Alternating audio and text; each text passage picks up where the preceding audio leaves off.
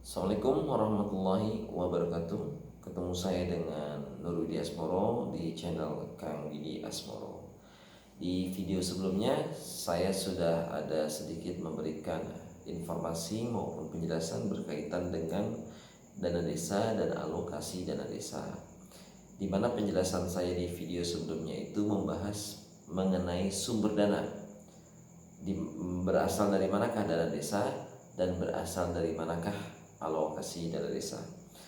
Nah, di video kali ini oleh karena masih ada yang bertanya, rekan-rekan di luaran sana yang ditujukan kepada saya tentunya terkait gimana sih cara melapor jika terjadi dugaan penyimpangan keuangan desa yang dilakukan oleh oknum kepala desa. Nah, sedikit info yang bisa saya sampaikan berdasarkan apa yang memang saya ketahui, maka saya coba sampaikan kembali berkaitan dengan mekanisme penanganan laporan atau pengaduan dugaan penyimpangan yang dilakukan oleh oknum keuangan desa, oleh oknum kepala desa ya, atau perangkat desa misalnya. Itu sebenarnya sudah diatur dalam agreement ya, diatur dalam agreement antara tiga belah pihak. Yang pertama itu adalah Kementerian Dalam Negeri, yang kedua itu Kejaksaan Republik Indonesia, yang ketiga itu Kepolisian Republik Indonesia. Jadi kerjasama berkaitan dengan pelaporan penyelewengan dana desa itu sudah tercantum dalam kerjasama nomor 119 Street 49. Nah, kalau nggak salah itu sekitar tahun 2018. Mungkin nanti teman-teman bisa cari search sendiri ya. Itu di nomor 119 garis miring 49 itu tahun 2018. Nah, jadi di perjanjian kerjasama tersebut yaitu mencantumkan beberapa mekanisme pelaporan. Jadi ada empat mekanisme pelaporan. Yang pertama itu jika terjadi penyelewengan penggunaan dana desa maupun alokasi dana desa, itu yang pertama laporan bisa disampaikan ke kejaksaan, kepolisian, dan inspektorat kabupaten atau kota. Tentunya dalam membuat laporan itu kita harus cantumkan detail jelas ya, baik itu nama, alamat lapor tentunya. Itu disertai dengan fotokopi KTP, identitas lain sih ya, kalau memang ada identitas berkaitan dengan pelakunya boleh kita sampaikan juga. Terus dokumen-dokumen, jadi dokumen-dokumen bukti ya, bukti permulaan atau dokumen pendukung awal. Contoh misalnya ada satu kegiatan TPT misalnya. Nah, rekan-rekan ini selaku masyarakat atau LSM atau organisasi masyarakat yang bersifat sebagai social control boleh melakukan dengan bukti dukung permulaan. Bisa ambil satu contoh, ketika ada pekerjaan TPT yang memang menurut rekan-rekan tidak memenuhi kriteria, contoh penggunaan semen atau pasirnya yang tidak sesuai, teman-teman bisa ambil kok bukti foto atau video. Nah, itu disebut bukti permulaan atau data dukung permulaan atau dokumen permulaan. Nah, dari hal seperti itu teman-teman sudah bisa melaporkan.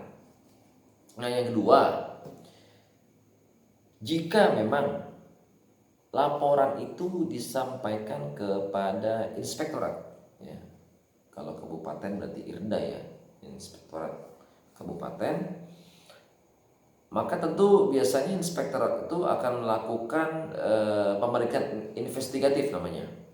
Jadi yang disebut pemeriksaan investigatif itu untuk menentukan laporan Jadi ketika mereka melakukan pemeriksaan investigatif, disitulah mereka baru bisa menentukan laporan. Ini indikasi kesalahan oknum kepala desa ini kesalahan administratif atau pidana. Nah, seperti itu. Nah, jika memang menemukan indikasi korupsi, maka pihak inspektorat itu akan menyerahkan kepada kejaksaan atau kepolisian tentunya untuk dilakukan penyelidikan. Jika rekan-rekan melaporkan penyelewengan oknum kepala desa tersebut kepada kejaksaan atau kepolisian Republik Indonesia, dan dari hasil pemeriksaan tersebut ditemukan hanya kesalahan administrasi, maka laporan akan diserahkan kepada inspektorat. Jadi seperti itu. Oke. Keempat ya. Yang dikatakan kriteria kesalahan administrasi itu maksudnya begini ya rekan-rekan. Jadi kita ada awal mula praduga terhadap oknum kepala desa. Asumsi kita oknum ini melakukan tindakan korupsi.